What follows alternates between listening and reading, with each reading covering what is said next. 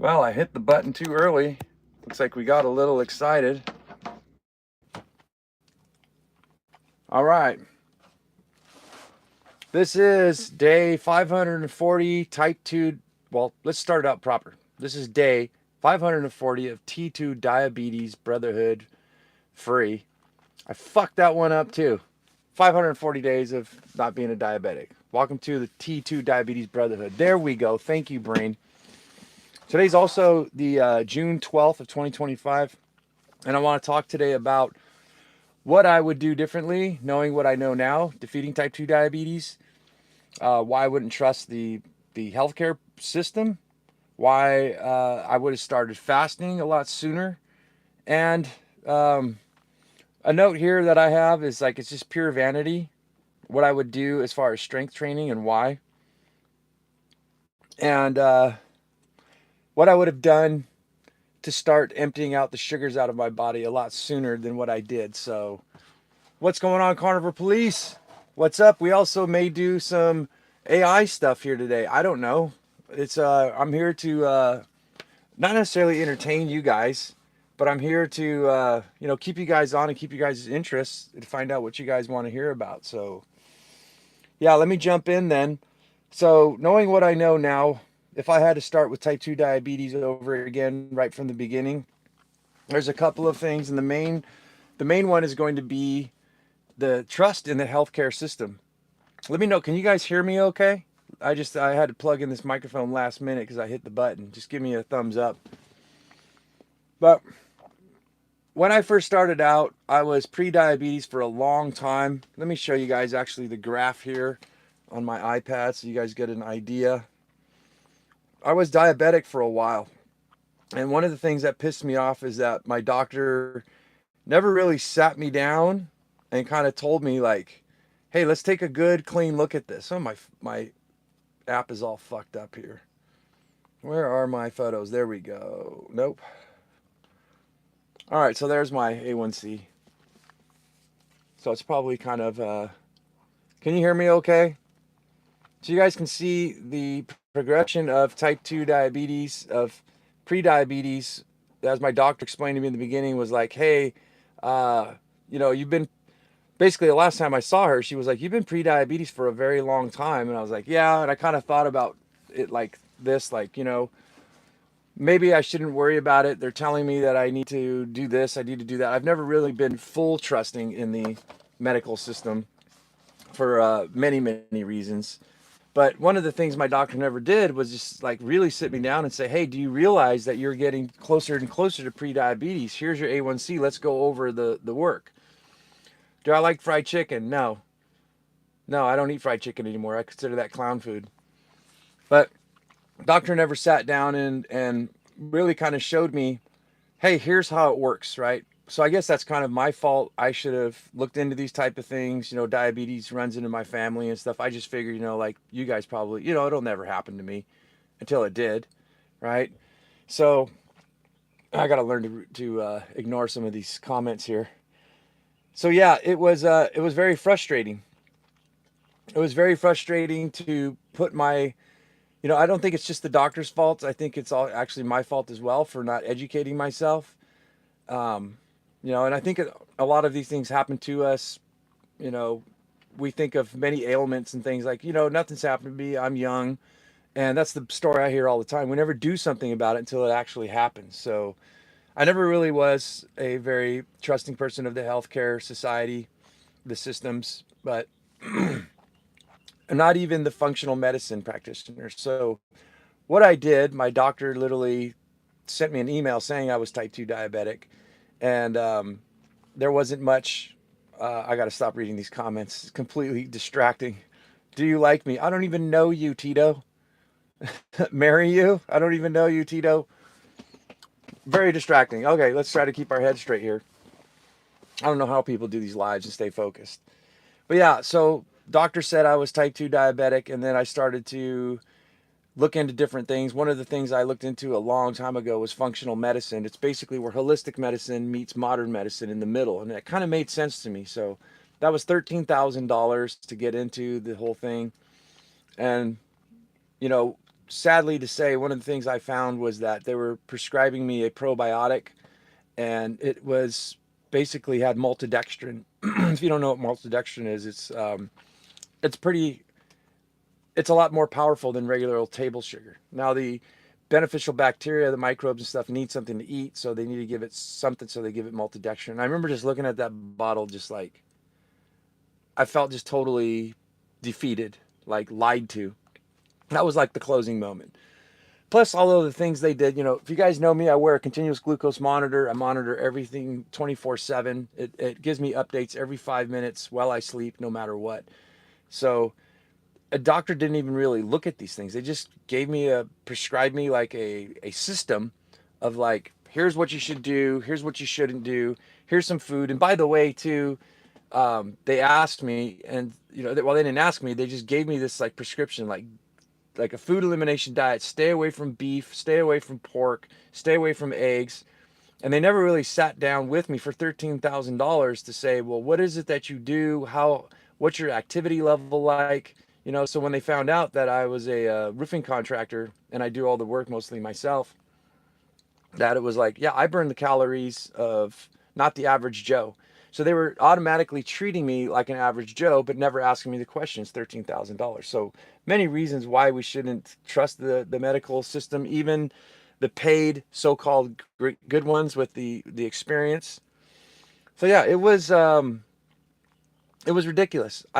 Also the online specialists. I think that's something I would have done differently as well, because I think I've told you guys this story. I was up on a roof working, and I had my continuous glucose monitor. Very thankful I started out with that. But my blood sugar started to spike straight up to 150 milligrams per deciliter.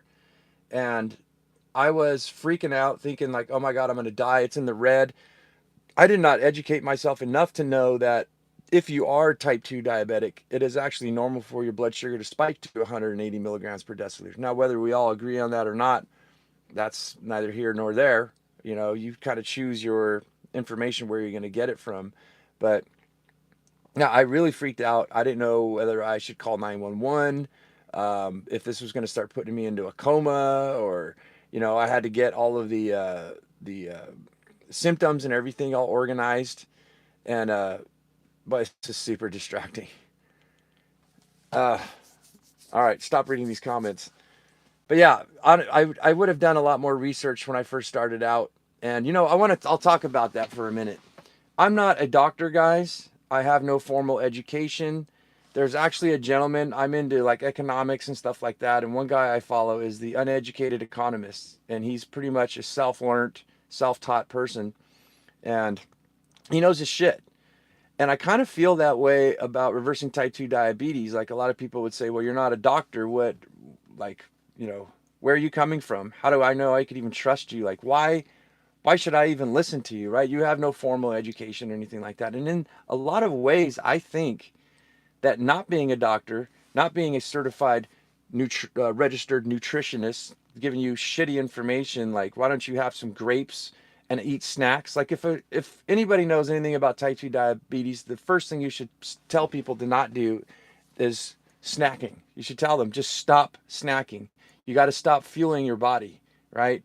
So all of the things that I've learned is basically not out of a textbook, but out of real life experience. And I kind of think, knowing what I know now, we all know that we don't trust the healthcare system, but we all go back to it. They tell us to jump, we say how high. So I don't understand why somebody who has lived experience, who's gone through the whole thing and has reversed type 2 diabetes, wouldn't be more trusted than, say, a healthcare provider, right? I'm not saying that you should not never use a healthcare provider. I'm just saying that if you were going to buy a house, would you ask pretty much like a homeless person? I think you get my drift, right? How to buy a house. Would you ask a homeless person how to make $1,000,000? Probably not. Would you ask somebody who's completely, 300 pounds, obese, full of fat, how to lose weight, right? So yeah, I think in a way that a movement is happening to where I basically had to create my own diet, my own way out of this whole thing, to my whole type 2 diabetes reversal process. And it was through many, many months of trial and error. So over about a year and a half. And with the use of this continuous glucose monitor, monitoring everything that I ate really gave me that window when I was stressed out, when I didn't get enough sleep, right? I knew I could see the cortisol levels upping my blood sugars. So I learned so much by doing rather than watching, reading, and all the bullshit that comes with it. So yeah, if I would have done what I would have done differently is completely bypassed the entire medical um, practitioner avenue, and I would have started just focusing more on the work that I've done. And it sucks because it seems like everything in my life, I have a special needs kid. I've done far more. I've gotten better results and gotten far more. Um, how do you say, leverage and and actionable achievements than any of the psychiatrists or any of the doctors have done with my child. And at this point, I don't even want to ask them for directions to anywhere, to the supermarket. So yeah, moving forward, um, where the hell am I at here? Okay, that's what I was. My eyes are all blurry here right now. So one of the things I would have done as well is I would have started intermittent fasting a lot quicker. So what I actually did was the 30-30 thing where I basically had 30 grams of protein upon 30 minutes of waking up, followed by 30 minutes of cardio. And the protein smoothies, the shakes, actually, depending on which one you use, actually gave me a little bit of a spike. So, but offsetting that, the walk actually helped it out. So what the whole thing was from what's his name, from the 4 Hour Work Week, Tim Ferriss. He wrote a book called The 4 Hour Body, and it was another gentleman, Gary Brecka, who brought this up, and he was explaining it to me that the body, when you wake up and the body's stressed, it can liquefy muscle really a lot faster than fat. Right? I don't know. It's a hypothesis. I don't know if it's something we could all like believe 100%, but it made sense to me, and I tried it, and lo and behold, it worked. Right? So when your body's stressed, right, you just wake up, if you didn't eat some 30 grams of protein, you just started moving. Well, the body needs to get energy from somewhere. So what it's going to do is start liquefying the muscle a lot faster. It can draw sugar that way than processing fat. Fat takes a long time, right? So the idea is to give your body some sort of food and start walking, and your body utilizes that food instead of attacking your muscle, so you don't have muscle loss. You have fat loss. Once it has what it needs, it can start burning the fat. I don't understand the science completely, other than, like I said, I try to make things as simple as possible. That's exactly what I did. That's how I dropped 50 pounds in a matter of months, not years. But what I would have done different, I think, is I would have skipped that breakfast and I would have just went for a 30-minute walk, and I would have had breakfast after, or a lunch. Knowing what I know now about intermittent fasting, it's one of the most powerful tools that we can use. Jason Fung, I think, is the head of it from what I can see, as far as for type 2 diabetes and getting your A1C and your blood sugars down low. And from my understanding in my practice is imagine your muscles like a sponge. A lot of people will ask me too, I'm eating a healthy diet, I'm getting exercise, why is my blood sugar still high? It's because you have an oversaturation of sugar in your bloodstream. So think of your muscles like a sponge. They've got all that sugar from accumulated from years and years of eating. And what happens is, just think of it like a gas tank, right? So what happens when you intermittent fast, you're not putting sugar or gas in the gas tank. And you start driving your vehicle around town, getting exercise, right? That starts to deplete the levels. You're never really topping it off, filling it up. You keep getting lower and lower and lower. So just like a sponge in the muscles, if you don't eat a lot, if you intermittent fast, you eat a low carb diet, all that sugar starts to get spent to where the point where I've achieved myself now, where the amount of sugar that's stored in my muscles is very low. So that's why you guys will see me do these experiments when I share the continuous glucose monitor results with you guys. That when I do a 24-hour intermittent fast and drive my vehicle around town, my blood sugars drop super fast because I've already depleted all of the resources of sugar in my body. So that's why your blood sugars aren't, um, you know, are still high. Why they're still not going down. You just need to give it time. You got to stop feeding it and use intermittent fasting to get. Now, this is not medical advice. If you are a type 2 diabetic, you should consult the doctor. Right? I have to say that this is for entertainment purposes only. And this is just my story too. Some of you guys, your bodies may work different. But yeah, I would have started intermittent fasting a lot sooner. And that would have just expedited things. Even though I beat type 2 diabetes within 3 months, I got my A1C, as you guys see the picture there, from 6.5 down to 5.3 within 3 months. So yeah, I'm 540 days type 2 diabetes free. And I pretty much I feel like I've nailed it down. Guys, if you don't follow me, I'm not sure if I've spoken about it on this channel or my other channel, but I literally gave myself intentionally pre-diabetes. Well, I can show you the picture here. Let's get into the graphs. That's always helpful instead of talking about it. Let's go to my pictures here. So yeah, as you guys can see here, so this is when I was diagnosed with type 2 diabetes, and that was back in 2023. You can go down the list here. I brought it down to 5.4, I think it is there. But then this is the same time I was working with a functional medicine practitioner. I actually got it down to 5.3. So I ended up doing two A1Cs, and they were almost back to back. Like I think the last one was about a week to 2 weeks after this one here from my primary care. But yeah, so in here you guys can see this was just recently. Let me see here, February 7th, 2025, I actually started abusing myself and got myself to 6.0, which is back to type 2 pre-diabetes right there. And it wasn't just a matter of time where I got my second A1C after that, which brought me down to 5.4, and that was May 16th. So really relatively fast, I was able to get rid of the pre-diabetes. Now that was intentional. I did this just to see, right? I know I'm a lunatic, but in order for me to be able to help other people, I need to prove myself. And to myself, I wanted to know, could I actually do it again? And lo and behold, there's the blood work and everything you need to see about that. So that would make me a Bruce Lee, Mike Tyson ninja of type 2 diabetes, of blood sugar, because I'm able to play with my system. Now, do I want to do this on a continuous basis? No. I just did it to prove a point. So hopefully that excites you guys. And I mean, if that doesn't excite you guys about type 2 diabetes, I don't know what would.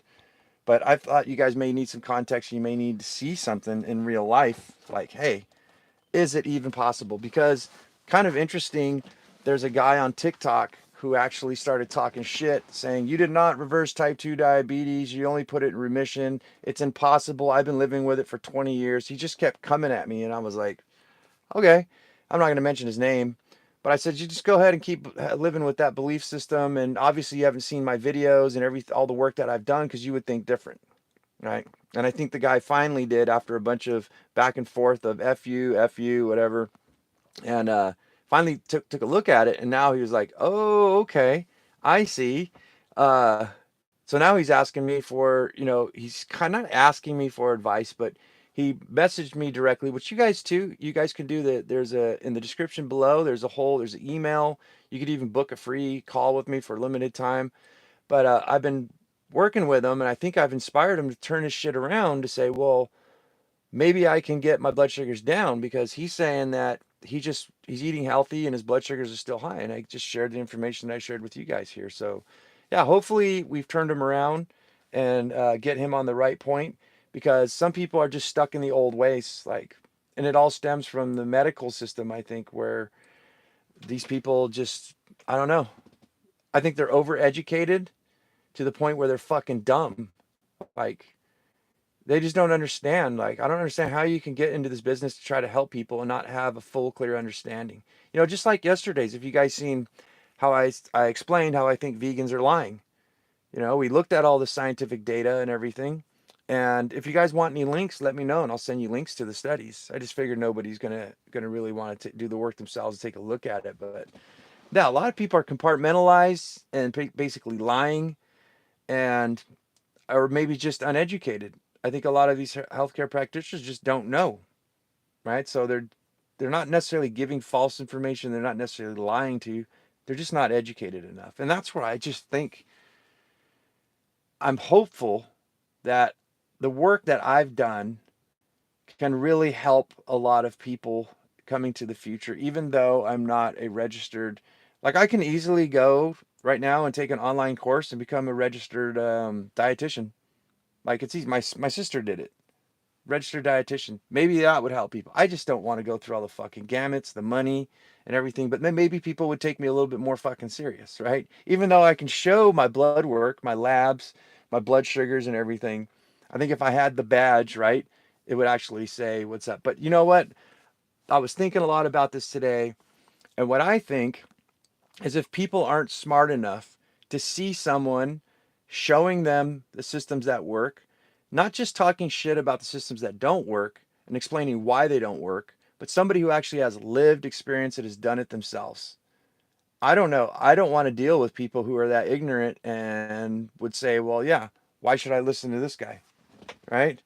Why should I listen to him? What does he have? What does he have to offer? I know. Let me go to my primary care, and I'm not again saying that you shouldn't, for safety reasons, you should, but they're going to load you up full of drugs, and then a lot of these dietitians are going to give you supplements and things like that. Like one of you guys sent me a video today, and it was like, why don't you have some berberine? We invented this little concoction of berberine, which works. It does, but you're not solving the root cause. The root cause is you got to put in the fucking work. You got to lower those blood sugars. Unless some of you guys, I realize a lot of people don't have the, how would I say, fuck it, the inner strength of someone like myself and some of the other people that I know.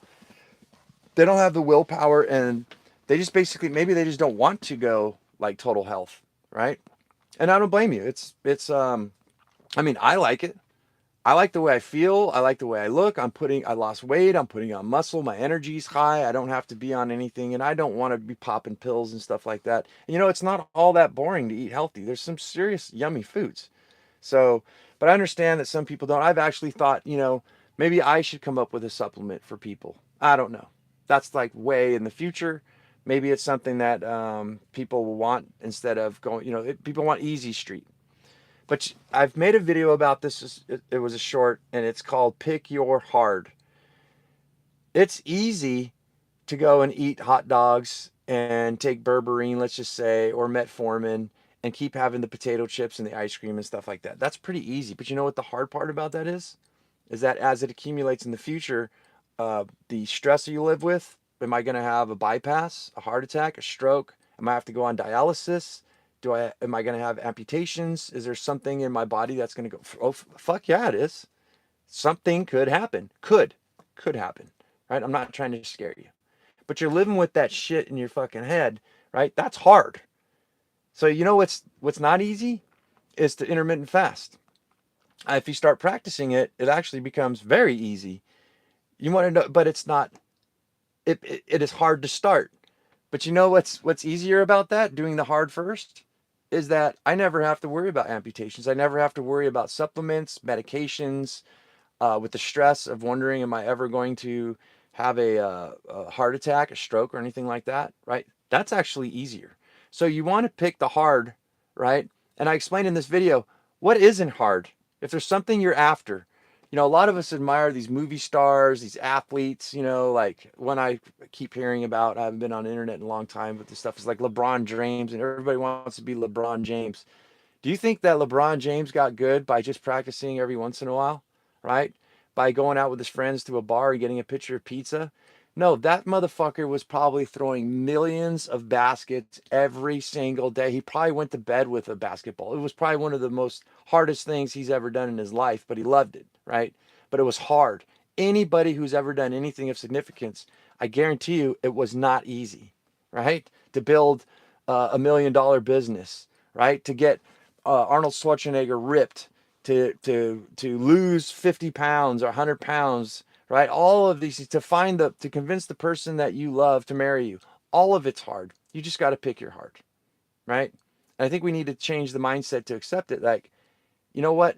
In most cases, right, it would be hard to live your life without that person that you love, right? Never having the balls or putting in the hard work to try to figure out how to make this whole thing happen and to make it sustainable.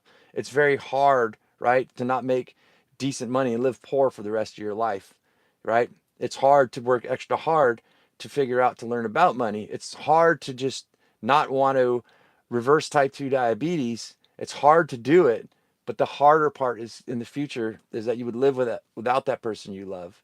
You'd be living poor for the rest of your life, and you would also have type 2 diabetes on these three examples I give you. That sucks, right? In the long game, the long run, it all sucks. Anyways, yeah. So going back to the intermittent fasting, the last thing, so 24-hour fast is what I do now. That's what I'm actually on right now. I just ate breakfast. One of the tips I can give you guys why I do it in the morning, I try to eat around 9 a.m. is because I want to get that gas tank. I want to get some gas in it, but as I'm moving throughout the day, I'm burning that gas up. In contrast to eating at lunchtime, which is the second best, right? You're still kind of moving around, but it's more optimal if you eat it, if you fuel up in the morning than noon. But you can still offset that if that works for you. Maybe do a 30-minute walk or an hour walk or something. But the most optimal, or I'm sorry, the least optimal is dinner. So you wait all day, you fast, which is great because you're using a lot of sugar during the day. But if you eat during the dinner, you fuel up, and then what do? You go to bed. So that's why I like it the other way around. Like if developing, I keep thinking in my mind with all these people asking me for help, that's exactly the protocol that I would tell them. Now, if you're on medications and stuff like that, you got to be careful because on top of your blood sugars going down from not eating, not fueling up, like metformin is going to push it down even further. And especially if you don't have a continuous glucose monitor, you could get yourself in trouble. So this is not medical advice. But yeah, uh, if I was to help individuals, that's the tactic that I was telling, because that's like taking the skyrocket to reversing type 2 diabetes instead of the tricycle, right? Um, the other thing so I do intermittent fasting 24 hours. Today is Thursday, June 12th. So I do a 24 on Monday. I do a 24 on Thursday. I used to do it on a Friday, but that's when I go grocery shopping and I don't like to be in the grocery store and I'm hungry and stuff, even though I have the willpower and everything.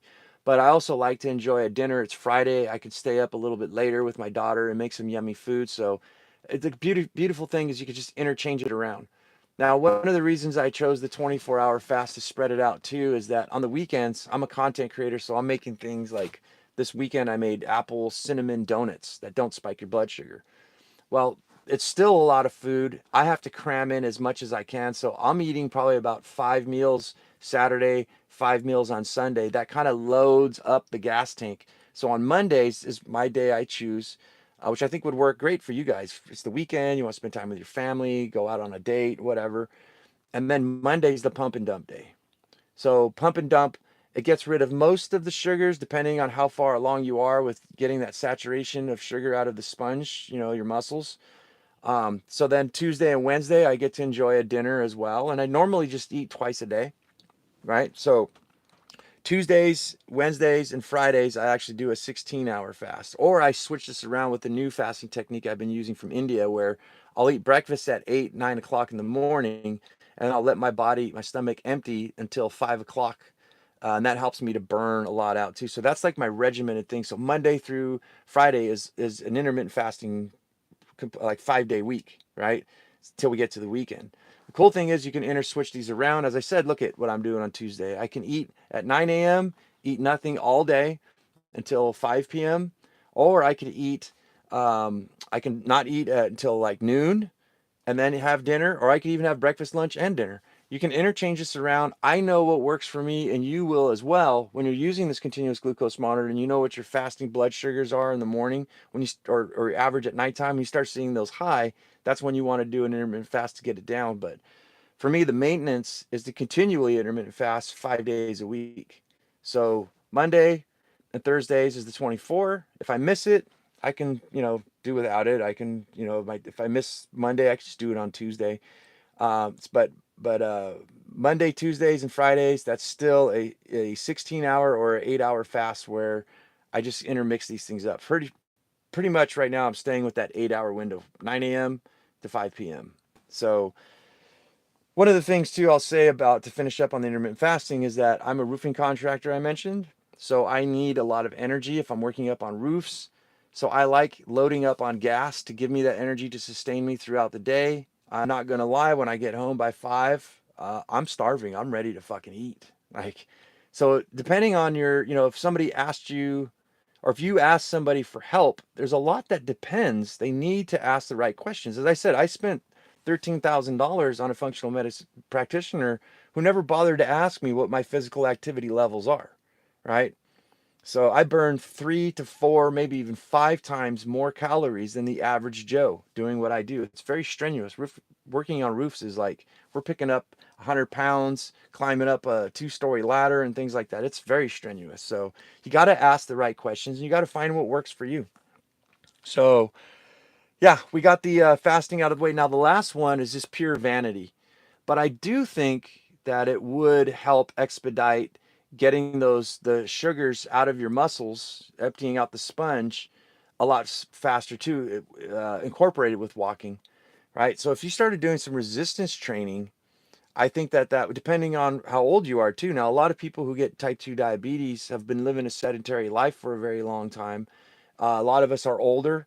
You know, I'm 1 year, well, a couple months away from being 50 years old, but I've been working my whole life, so I'm kind of like, I'm used to moving around. But a lot of you who've worked in an office, say 9 to 5, or mostly people who haven't got a lot of physical activity are the ones who have the most accumulation of sugar in their bodies, and they're the ones that are probably the sickest, right? So if you start weight training right away, I had a healthcare practitioner, I think it was on Instagram or TikTok, was telling, what do you mean people shouldn't start doing, like, what do you have against what do you call it? Lifting weights, resistance training? I'm like, because these people haven't been doing shit. If you're a healthcare practitioner, you're telling people to start fucking heavy lifting weights when they've never done it before, you're going to tear something. And lo and behold, some of the people I've worked with said the exact same thing. Like, I was like, dude, no, stop resistance training. You're, for Christ's sakes, like, you're already injured. Like, and then they injure themselves and they're like, oh my God, I'm in bed for like a week, right? Or I can't move my shoulder. I tore my shoulder. Yeah, you don't need to do all that. But if you were able to work your way up to that, is what I would look at. That's where it's vanity, because not only, like I said, that I show absolute perfect blood sugar levels from what I do, I'm the ninja, but on top of that, if I really wanted to be attractive to the viewer, what I would do is make myself look really, really good, like healthy muscles. I got a skinny frame right now, and I'm happy with it. I'm not looking to bulk up like big giant muscles. I just want to look. I mean, I think I look healthy enough, but I want to be like optimal looking, like really just a little more leaner and cutter. Like I'd say another 10 pounds of muscle maybe. But if I look that part, again, that's for vanity. I would probably be more successful and more accepted because people would be like, wow, this guy really knows what he's doing. On top of the blood sugar control that I show, my labs and everything else, that my diet, everything that I have done has got me into 100% optimal, what is it, elite, like an athlete, the top elite, the Mike Tyson, Bruce Lee of type 2 diabetes. So I wanted to stack it all. And that's kind of what I look for, vanity metrics. But also, I do think though, if you were able to do some sort of small resistance training, right? Um, like going back to what I said when I started out, I probably would have looked the way I wanted to look right now if I would have started it a year and a half later. It's probably about another year in or so by the time I bulk up to where I want to be naturally, right, without drugs or supplements. But I do think that like the legs are one of the biggest muscles you have in your body. And they actually show it's like Kegels or something. Like if you were eating a high carbohydrate meal, if you just lifted your legs up with your toes, like exercise under the table, nobody will know it. It'll actually start burning sugar. I believe in this 100%? No, but it does make sense. So like that's why I think walking works really well, because the larger the muscle, the sponge, right? It's burning up more sugar. It's just my own hypothesis. But if you were to do a little bit of some sort of resistance training, if you're able to, I think that would help burn off that fuel, that excess sugar, a lot faster. So, recapping what I would have done differently is I would have stopped. I would not have believed everything I seen, half the things I seen on YouTube and all that, and these registered dietitians. I would not have spent 13,000 fucking dollars on a functional medicine practitioner, but I wouldn't have known, right? Deep down in my heart, I wouldn't have known if I didn't do that. But it was ouchy, ouchy, very expensive. I sure as hell would not have let my primary take care of my well-being. I should have listened. I should have educated myself. But what I would have done different is I started intermittent fasting a lot sooner, and I would have started strength training.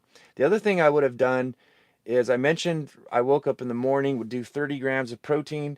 followed by 30 minutes of light cardio, walking as fast as you can while you can still have a conversation within 30 minutes of waking up. I would have done that, but I also would have done the resistance training, but I also would have started doing it in the evenings. It wasn't until about 6 months into my type 2 diabetes recovery reversal process that I looked, and I'm very competitive and I'm not drinking and eating foods, right? So I got bored and I'm like, well, fuck, why don't I just add in an extra walk in the evenings? It stimulates me anyways, right? So I started walking twice a day, then even upped it to 3 times a day if I wasn't working on a roof. So if I would have done twice a day, like if you were a Titan, right? That's kind of what I'm looking at here. And I think we should talk about that before I end this. If you want to be a Titan, like you want to just shred this whole, you want type 2 diabetes fucking behind you. I'm busy. I need to go to work. I'm tired of this shit. I don't want to be on meds. I want to lose as much weight as possible, as fast as possible. And I just want to get these blood sugars back to normal so I don't have to fuck around. Walk twice a day. If you can do it 3 times a day. Start resistance training only if, if we're guys and you're 60 years old or in your 50s, be careful. Work your way up slow, but start resistance training immediately. Start doing intermittent fasting immediately. Immediately though, to get a continuous glucose monitor so you can see where your progress is. Now, a lot of you guys need motivation, right? I had to do it all by myself. God bless the people who have family and friends to hold their hand and give them pink Gatorade and tell them that, everything's going to be okay. I did not have that option, right? I'm a solo, I'm a dad. I had to go fuck things up myself. So, yeah, I would definitely hit it hard. That's exactly what I would do. Change your diet, change your lifestyle. And then, not the most sexiest thing that hardly anybody wants to hear, but it's the mindset. This is not something that you would do once, go on a special diet, as people say, and then you're done. No, this is forever, right? But I think there's tiers. That's what I wanted to talk about. Now, I'm a hardcore motherfucker. You can tell, I don't know if I told you guys, but when I found out I was type 2 diabetics, instantly stopped drinking alcohol, instantly stopped eating any kind of sugars or anything that converts to sugars, such as simple carbs, no bread, no pasta, no rice, everything. I just quit it. I went through the keto flu for like 3 weeks. Felt like I was almost going to die. Like it felt like the flu. Migraines. I had to take a nap 3 days, 3 times in a day. At the worst day, I was getting dizzy. I was suffering depression. I was going through mood swings. It was insane, right? But that's behind me. But what really helped me is I never want to go through that again. I know what it feels like. And that's what's inspired me. Once you see it, you can't unsee it. So what's inspired me to stay hardcore is that food. Stopping, I've stopped drinking before, right? I've done 30 days without drinking. I did the whole sober October thing, and that wasn't really a problem. I didn't really go through much DTs. I guess I wasn't a serious alcoholic, but I've gone through that. But the moment I quit sugar and carbohydrates, you want to talk about a mind fuck? Holy shit, was that hard? Probably one of the hardest things I've ever done. What's up, carnivore police? Um, so the point I guess I want to make is that the tiers. There are some of you who are going to be the hardcores, like me, and I've spoken with carnivore police personally. We fucking nipped it at the bud. We went hardcore, and this is what I call my T2 Titans, my type 2 diabetes Titans. We're the ones who just, you know, we basically man the fuck up and do whatever we have to do. Like we hit it fucking hard. And once you start going, you get addicted. You're like, oh my God, what can I do even more, right? Because if you're not drinking, you're not taking drugs, you're not eating, which food's a drug, man. I said, look at all the side effects will happen if you stop eating sugar and carbohydrates and everything. So you have to replace that with something. Why not replace that with strength training or just bettering your health, maybe cooking and things like that? That's like the top tier. The mid tier is going to be people who are going to do about half of that. They're going to basically be the weekend warriors where they'll get some exercise and they're going to have results. But I think that they're going to keep going back and forth, right? It's like this business S turn. The business S turn starts at normal right here, and you have an idea of something you want to do. That's great. And I kind of want to incorporate this into type 2 diabetes. You start to try it, and it starts to become fun. But all of a sudden at the arc, at this turn right here, you're like, this is kind of hard. I kind of miss beer. I kind of miss sugar and stuff like that. And then, but you're going to keep pushing on it. And then it starts to get harder and harder and harder. Now you're back here where you started at, where you're like, oh my God, this is a lot more work than what I thought. It starts to go below. Just like when you get high, right? Off of, I don't know, alcohol, you drink alcohol, you get drunk, you feel wonderful. And then you pass normal and you go down to this area where it sucks. It's the hangover. Well, that's part of that hangover where you're like, now I feel like shit. I'm gonna have to do this forever. I can never eat birthday cake. There's all kinds. I want to go in detail on this one day. But if you keep with it, you push back up, all of a sudden things start to get better. You start to lose weight, you start to feel a lot better. Now you come back to where you were at normal, right? And it kind of feels like you haven't made any progress, but you keep working on it. Next thing you know, you start to feel better than you ever have. You start to pass normal. You start to feel optimal. Like me, guys, I'm almost 50 years old. I have the energy of like a 20-year-old. I did a video where I could lift 100 pounds over my head, and it starts to get better and better and better if you push through, right? So unfortunately, the mid-tier people come up with the idea, they start to diet, they start to work out, start to walk and everything. It starts to get really hard and depressing, at first. And then it really starts to get down. They go right back to the beginning of normal, right? You fasted, you got your blood sugars pretty much down to normal, but now they're back up again. So you go back here and you just keep doing this vicious circle of chasing your blood sugars. Now you'll not necessarily ever be type 2 diabetic if you do it right. You'll probably be pre-diabetic for the rest of your life. I think that's dangerous. You're just going to keep going in this circle, right? I think also on the smallest tier is going to be the people who want to just take supplements and not make much changes. Maybe do exercise every once in a while, but not really too much. They'll probably live a lot longer lives. They're definitely not going to lose the weight. They're not going to feel optimal. They'll get their blood sugars down, probably to pre-diabetes levels, and they're just going to stay there, right? So that's kind of the tiers. And I don't know, I've been mumbling off. I don't know if any of this is of significance to you guys. What do you guys have to say here?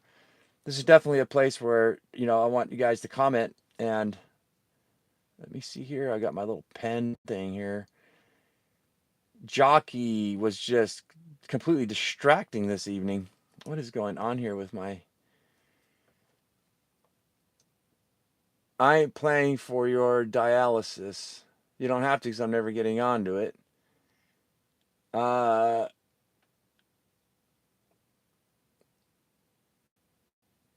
am I in the doctor's office? It does look like a doctor's office, huh? Seriously, this guy blew up my toilet. Oh, okay. I got to stop reading that. I keep forgetting. It's been a while since I've gone on. Boy, just a bunch of bullshit stuff here. Carnivore says, let's smash the like button and subscribe. It's free. Yeah. Well, I'll give it a few more minutes here. This is my lunch break. If you guys want me, like I said, I've got some stuff for AI. If you guys want to ask questions, just like we did on yesterday's live. I can't believe anybody doesn't have any questions on pretty much the vegans lying. Like, from what I can trace down, that's what it feels like, sounds like, it completely appears. The whole vegan thing that meat, that animal fats create insulin resistance is a complete false lie. The whole entire study was done with palm oil, right? It wasn't even done with fat. And then there's another study that I didn't mention yesterday that Dr. Ben or Professor Ben Bickman exposed. He's a scientist, and said that there was human cells. So they basically extracted human cells from a human body, put them in a petri dish, and then surrounded them with animal fat. That's not the way, metabolically speaking, how the digestion system and everything in a real... The other thing that was done is they took a human cell out from a body, right? And they put it in an environment, and they actually intravenous IV, like basically injected it with animal fat, and found that it became insulin resistant. So these two studies are not anywhere near what happens in the real world of type 2 diabetes reversal. Are we back on? Are we back on? Let's see here. Yeah, there we go. Okay, we're back on. Yeah. So I don't know how much you guys caught. A phone call came in. I got to remember to put this on airplane mode. But yeah, basically they've pretty much lied to us. I forgot where I was saying we got all locked out, but Dan R says, uh, how many meals do you eat each day? Oh, so I talked about that earlier, but I'm here to answer questions. There's no worries. Pretty much today I've eaten one meal, and that was 5 eggs, 7 pieces of bacon, a half of an avocado with some salsa, and that's pretty much it. Today is Thursday. It's what, June 12th, 2025. So I usually do my intermittent fastings on Monday, or my 24-hour fast on Monday, also a 24-hour fast on Thursday. So yeah, just one meal on those on Mondays and Thursdays. If I remember to, like I said, you can interchange it, but I'll do that to pump and dump. And the only reason I have to pump and dump, meaning, I don't eat food. I fast for 24 hours. That way I burn up all the excess sugars I have in my muscles stored in my body, is because on the weekends I create foods for you guys and I eat excessive amounts, right? Not every weekend. There's some weekends I've taken off. Didn't think this quite through when I was starting the diabetes channel. I was like, let's become a food channel while you intermittent fast, right? Yeah, the genius. But yeah, that's what I do. I have one meal, and then Tuesdays, Wednesdays, and Fridays, I will actually have 2 meals a day. Maybe some days I'll have three. But sometimes what I'll do too is, 'cause I'm looking to bulk up on muscle. And again, I have full control. You got to be careful. A lot of you guys probably don't know that eating too much protein, just because you're eating low carb, doesn't mean that you can't get excess amount of sugar buildup in your body from protein. The liver, the body can only process so much protein from what it said through science. And I've experienced this myself. I noticed my blood sugars would go up. So if you're not using it, you don't lose it, right? It stays in your body. So something of some significance there. But yeah, um, so yeah, on Sundays and Saturdays, that's kind of like my party day, where I eat pretty much not whatever I want, but I've got a whole list. Like, if you're curious to, like, what do I eat? Usually it's a half a pound of beef, like ground burger or pulled, what do you call it?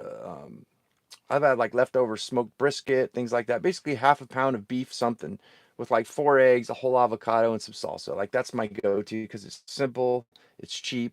I buy grass-fed beef over at the grocery store. It ends up being like $6 a pound.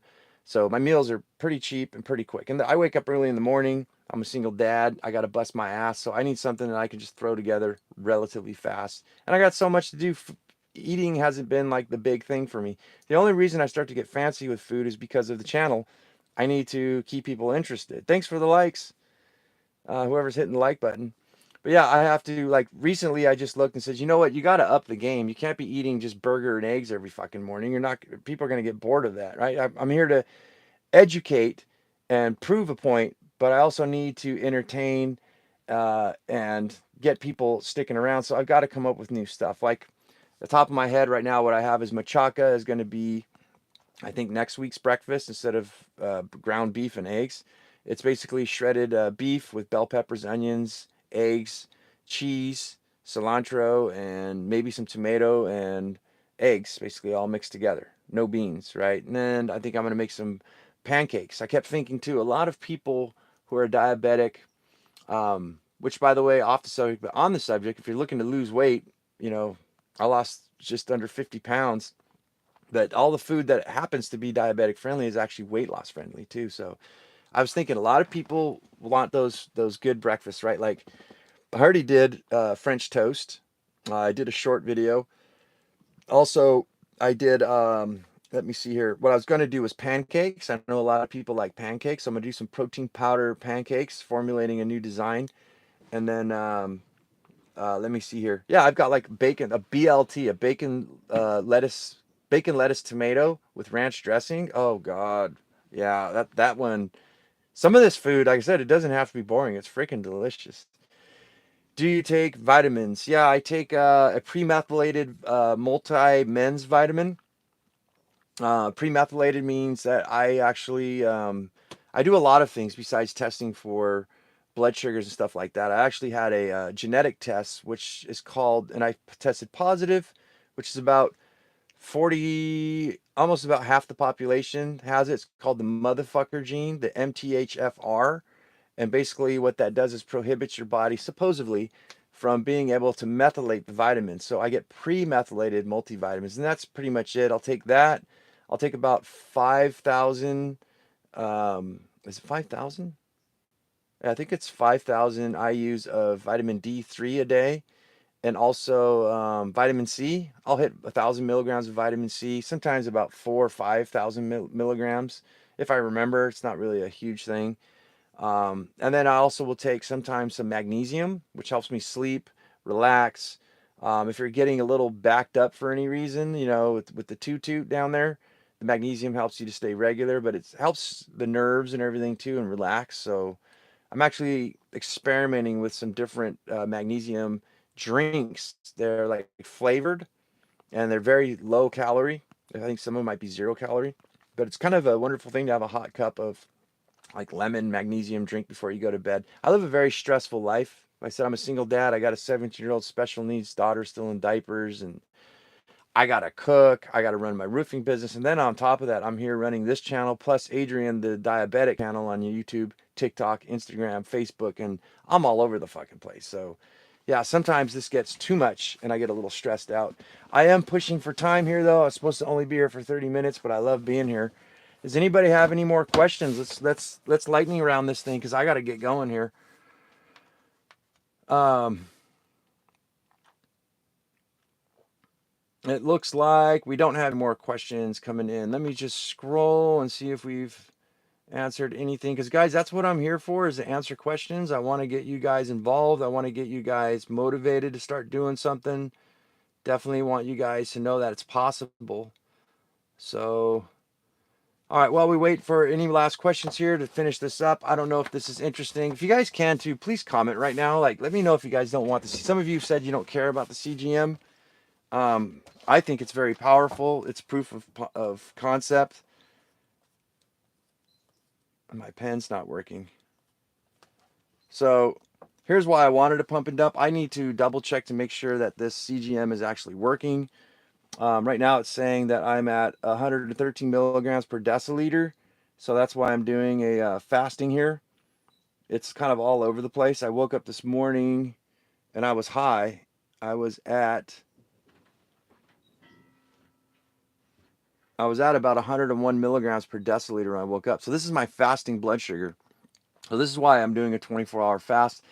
It's not a concern of mine because I know, as I said, I was pointing out in this whole thing that when my blood sugars, when I wake up with this, is telling me, hey, you got an over accumulation of it. You need to walk. You need to spend the gas that you have stored in the gas tank. So yeah, so far the intermittent fasting, we are over at noon right now. I'm at 113 milligrams per deciliter. That might not be correct. I'm going to double check that with a finger stick to make sure that these numbers line up, because sometimes these continuous glucose monitors need to be calibrated. But we're going to see, because I'm used to, with at this time around 12, 1 o'clock, it starts to nose dive down, and that's how you can tell you're spending all that sugar out of your body, right? So I don't know. Was that even interesting? Is that even stuff that you guys want to see? Like, I look at when I started out, I was like, I'm untrusting of people. They're telling me a bunch of shit, and it just popped in my mind. I was like, well, people are telling me, but nobody's showing me. All right. Dan R says, your CGM sharing is helpful, but it would be fine if you reduce it a little. Oh, you don't need to see it so much. Oh, okay. You guys like the talking a lot more? Well, nice. That helps out a lot. That's the kind of shit I'm looking for. I need what you guys find interesting. Because I was saying, for me, if someone's telling me how to do something and they're making bold claims, I kind of want to see some proof. And that's where I look at it. I'm like, yeah, well, CGM is pretty much it every day. But besides that, is there anything else that you guys want to hear before I go? Let me know. I'll give you guys a few more minutes here, and then I'm going to shut this thing down. I guess not. Well, I come on every day at 12 noon. I'm not able to be in my home like I am today. It just happened to be so. Usually I'm at work at a construction site, so you're going to have to bear with me in the van. Dan says, don't get me wrong, keep the CGM sharing just like you just did. Quick notes and highlights are great. Oh, I see. Yeah. Yeah, not making a full show out of it. Yeah, that actually makes sense. That helps out a lot. Because it's kind of hard. Like you start making videos, you don't, because you're making them, you don't know, like, is this working? Is this what people want? You get all like locked into the information and the production of it that you can't really even see. You don't see yourself, right? You don't see how you're presenting it. So thanks for that, Danar. All right. Well, with that, I will be back tomorrow at noon. We'll try to do this every day at 12.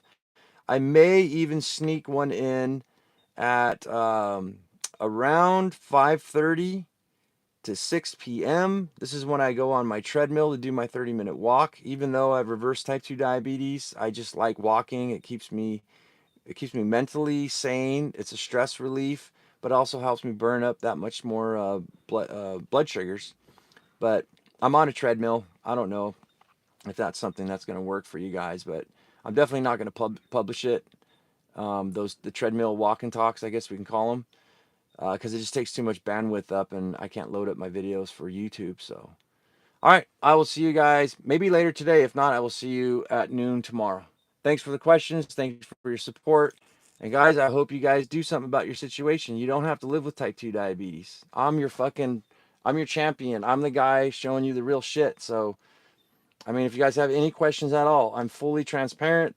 I want you guys to know that it's possible, and that's it. I did it myself. So, day 540 without type 2 diabetes, against all the odds, with no medications or supplements, without the use of the medical practitioners that are out there. I would like to say thank you, but F you guys at the same time. We don't need you. I don't need you. Some of you do. This is not medical advice, but yeah, dude, it's totally doable. Later.